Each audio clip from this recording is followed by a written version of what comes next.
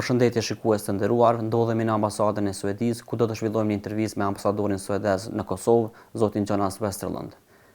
First of all, thank you for your time, Mr. Ambassador. Përshëndetje, thank you for having me. Ambassador, you have been before in Kosovo during the 90s. Zoti ambasador, në fund të viteve të 90-ta dhe gjatë periudhës së pas luftës keni qëndruar në Kosovë. A mund të na tregoni kujtimet e juaja dhe si e shihni sot Kosovën? Well, I'm very glad to be back in the Balkans. I spent 2 years working for the UN in Croatia, 1996 to 1998. I also started my career. Fillimisht, dua të them që jam shumë i lumtur që jam kthyer në Ballkan. Unë kam punuar gjatë vitit 1996-98 me misionin e Kombeve të Bashkuara në Kroaci. Më pastaj kam vazhduar të punoj në Kosovë. Kujtoj që gjatë vitit 1998 kisha organizuar një konferencë në Stockholm të quajtur Shoqëria Civile në Kosovë. Qëllimi ishte të evitonim konfliktin në Kosovë.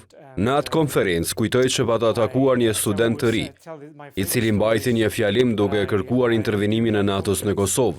Këto diskutime ishin para ngjarjes së Reçakut, dhe askush nuk fliste për një intervenim të mundshëm të NATO-s. Dhe për atë studentin mendoja që ishte naiv, por doli e kundërta. Unë isha naiv kur intervenimi ushtarak i NATO-s ndodhi pas 9 muajsh. Ai studenti sot është kryeministri i Kosovës Albin Kurti. Kosovën e vizitova përsëri gjatë vitit 1999, 2000 dhe 2001. Tani kur e krahasoj me atë kohë, Kosova ka bërë progres të jashtëzakonshëm. Unë shpenzova shumë kohë në zyrat e OSBE-s në Prishtinë, që tani përdoren nga avokati i popullit. Kam shumë kujtime, të jemi sinqert me ju. E mbaj mend edhe një gjë. Kur kalova urin e Ibrit në Mitrovicë gjatë vitit 1999, kam parë shumë ushtarë francez. Situata ishte shumë e tensionuar, dhe tek unë u afruan disa qytetarë serb të Kosovës. Filluan të më bënin pyetje derisa ju tregova se jam diplomat nga Suedia. Kur e vizitova përsëri Mitrovicën pas 23 vjetësh, patjetërisht, shumë pak ka ndryshuar gjendja. You've done a lot of progress in Pristina, but it's very disappointing to come back after 23 years and see that very little has happened in the north.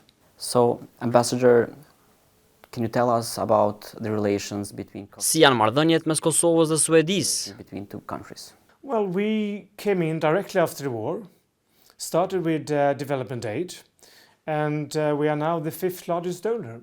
Ne erdhëm këtu direkt pas mbarimit të luftës. Filluam të ndihmonim dhe tani e them me krenari se jemi donatori i 5 më i madh në Kosovë. Ne mbështesim demokracinë dhe të drejtat e njeriut. Ne po zhvillojmë dialog lokal me minoritetet dhe po fokusohemi gjithashtu në zhvillimin e tyre ekonomik. Ne kemi marrëdhënie të mira tregtare me Kosovën dhe jam i lumtur që kompania suedeze Ericsson ju dha detyra për të modernizuar sektorin e telekomit të Kosovës.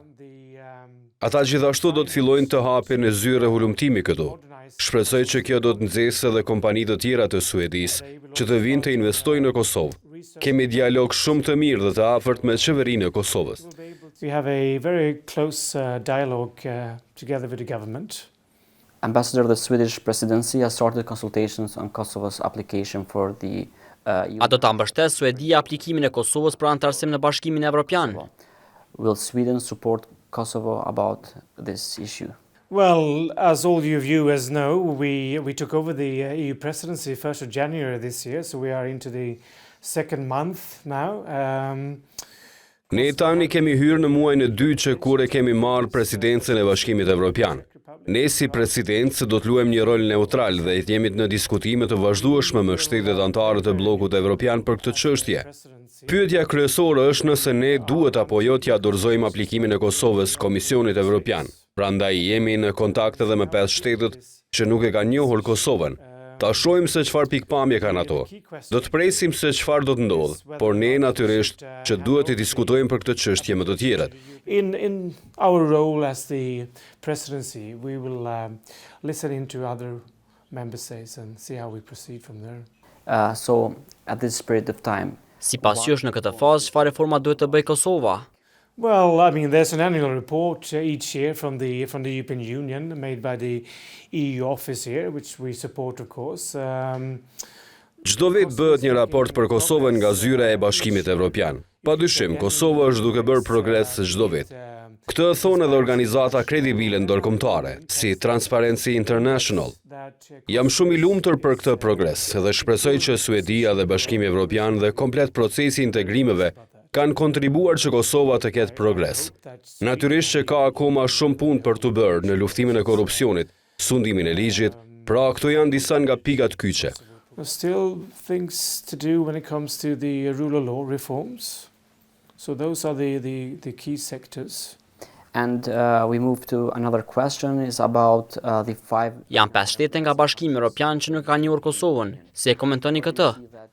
Well, let me first underline that Sweden were among the first nations to recognize Kosovo in 2008. The Swedish foreign minister was in fact the first foreign minister to... Fillimisht dua të nënvizoj që Suedia ka qenë njëra ndër shtetet e para që e ka njohur pavarësinë e Kosovës në vitin 2008.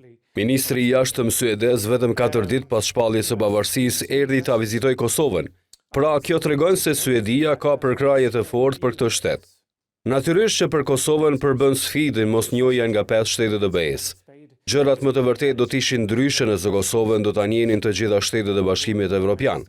Por mos të harrojmë që Kosova ka marrëveshjen e stabilizim asociimit me Bashkimin Evropian dhe kjo është shumë e mirë për të ardhmen e Kosovës. Kjo nuk është sfida e vetme e Kosovës. Ne tani e kemi presidencën dhe jemi të fokusuar për integrimin e vendeve të Ballkanit Perëndimor, por natyrisht që kjo do të marrë kohë. E di që është një proces shumë i gjatë, por kështu është realiteti. Maybe there would be possibilities here in the future as well. But, you know, that's not the only challenge, as you know. I mean, we are all pushing ahead.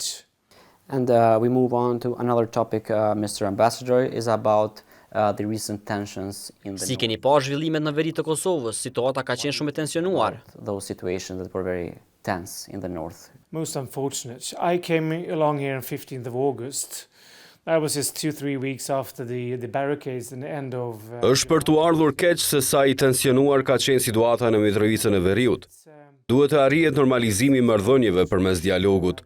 Fokusi duhet të jetë tek problemet e mëdha dhe kur të zgjidhen ato, atëherë çështjet si targat, dokumentet nuk do të jenë edhe aq problem. Dua të theksoj që EULEX dhe KFOR së bashku me policinë e Kosovës kanë bërë punë të jashtëzakonshme për të menaxhuar situatën në veri. I think that KFOR and EULEX have done an excellent job in handling the situation, together, of course, with the state institutions, meaning the government and the Kosovo police. I want to ask you also about the process of dialogue between... Se sheni rrjedhën e procesit të dialogut mes Kosovës dhe It Serbisë. has become more than 10 years. I think it's taking way too long. And there are many frozen conflicts in the world. Cyprus, Georgia, Armenia, Azerbaijan. I think really the international community would need to... Mendoj se ky proces është duke u zgjatur shumë. Ka shumë konflikte të ngrira në botë, raste si Çipro, Gjeorgjia, Azerbajxhan. Mendoj që komuniteti ndërkombëtar duhet të përdorë mënyra më kreative për të zgjidhur këto probleme. Ne mbështesim punën e emisarit për dialog Miroslav Lajçak edhe të dërguarin e posaçëm të SBA-s për Ballkanin Perëndimor, Gabriel Escobar. Mendoj që është shumë e rëndësishme që liderët e të dyja vendeve të kenë takime më të shpeshta me njëri tjetrin. Dialogu duhet të jetë shumë më intensiv, e gjithashtu duhet përfshirje më e madhe e komuniteteve lokale. Është esenciale që të ketë diskutime më shumë me serbët e Kosovës, ti dëgjoj mendimet që ata i kanë. Ju nuk mund të keni vetëm një parti politike që i përfaqëson serbët e Kosovës. Duhet të ketë më shumë zgjidhje. Pra ka nevojë për më shumë pluralizëm. Konsideroj që Lajçak dhe Escobar duhet të zhvillojnë më shumë takime me banorët lokal dhe t'i shpjegojnë atyre se ku kanë arritur në dialog. To have meetings with ordinary people in Kosovo, including the 4 municipalities in the north. That will increase the dialogue. And we have this so-called Franco-German plan. Në planin franko-gjerman nuk përmendet njohja e Kosovës nga Serbia, a mund të ketë normalizim të marrëdhënieve pa njohje të ndërsjellë. Of Kosovo. Do you think that countries can move forward even with Serbia not recognizing Kosovo? I believe the Franco-German plan is a good plan, a good substance. It's not... Plani franko-gjerman ka një substancë të mirë. Ky plan nuk nënkupton përfundimin e dialogut mes të dyja vendeve, por është një nismë shumë e mirë që negociatat të vazhdojnë dhe këtë ne e përkrajmë. Të dyja palët duhet të nënshkruajnë këtë plan dhe çështjet e mbetura të zgjidhen më pas. Së paku palët do duhet të takoheshin një herë në muaj, por edhe kjo është pak. Nuk po shoh takime të shpeshta mes Kosovës dhe Serbisë, nëse e doni mendimin tim për këtë çështje. Since you ask me, I think they would need to meet on a much more frequent basis than once a month. Related to the dialogue, it is an important topic, the association of Serbian municipalities. Kryeministri i Kosovës Albin Kurti ka deklaruar se nuk do ta lejojë asociacionin monoetnik në një shtet multietnik. Çfarë mendoni për këtë? Association in a multi-ethnic country. Well, I mean, Kosovo is a multi-ethnic country, as you know, as all part of the Balkans. Kosova është një shtet multietnik si vendet e tjera të Ballkanit. Unë mendoj se ambasadori amerikan ka bërë gjën e duhur që i ka ftuar përfaqësues të ndryshëm për të diskutuar mbi këtë çështje. Mendoj që diskutimet që u zhvilluan atje i sqaruan disa gjëra të rëndësishme sa i përket kësaj marrëveshjeje, por nuk jemi akoma aty. Asnjë rapal nuk do të marrë atë që do, sepse këto janë negociata. To debate this. Like I said before, we need more dialogue. And just adding one more question about the association. Edhe një pyetje për çështjen e asociacionit. Ka zëra të ndryshëm që thonë se Kosova mund të ketë fatin e njëjtë si Bosna dhe Hercegovina nëse pranon këtë marrëveshje. I think that Kosovo could be another Bosnia and being destabilized country. I of course fully support what the US ambassador has said on this topic and also Mr. Lajčák. Ambasadori amerikan në Kosovë dhe emisari për dialog Miroslav Lajčák kanë bërë të qartë që asociacioni nuk nënkupton as për së afërmi Republikë Serbe brenda Kosovës. Krahasimi nuk është i duhur. Përqindja e popullsisë së serbëve në Bosnjë është e pakrahasueshme me përqindjen e serbëve në Kosovë. Edhe unë pajtohem që nuk duhet të ketë një etnitet të ndarë që mund të sfidojë qeverinë. Pra, po e bëj të qartë që nuk duhet të ketë fuqi ekzekutive. Në shumë vende të Evropës ka komunitete të vogla, të cilat nuk kanë fuqi ekzekutive. Ka disa shembuj të mirë për këtë çështje. And the last question about the process of dialogue. Do you think, Mr. Ambassador, that A mendoni se çështja e Bashkimit Evropian ka shit presidentit serb Aleksandar Vučić është shumë e butë? Serbia and towards the President of Serbia, Aleksandar Vučić? Well, as a mediator, of course. I mean, I've been working with many mediation processes in the world, be it in the Sudan, be it in Georgia, be it in Nepal. Unë kam punuar në shumë vende si ndërmjetësues i proceseve. Është shumë e rëndësishme për ndërmjetësuesin të jetë neutral dhe të jetë i kujdesshëm kur bën deklarata publike. Duhet i balancojë interesat e të dyja palëve, por në disa momente duhet të rritet presioni tek njëra palë. Në këtë rast, për asociacionin ka një marrëveshje nga qeveritë e kaluara dhe kjo duhet të respektohet. You have to increase the pressure on one part in order to move forward.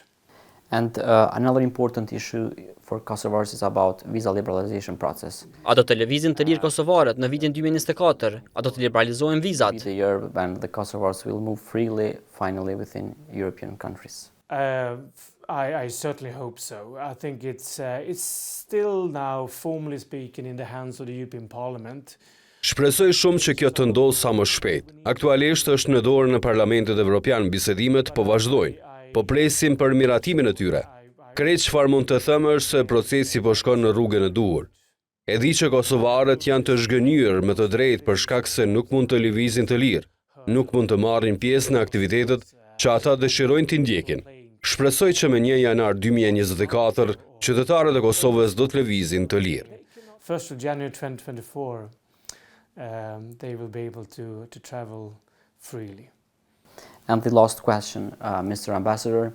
Zoti ambasador, shumë qytetarë të Kosovës po presin nëpër dyert të ambasadave, e shumë të tjerë tashmë janë larguar. Si e komentoni këtë fenomen? And many of them have left already Kosovo.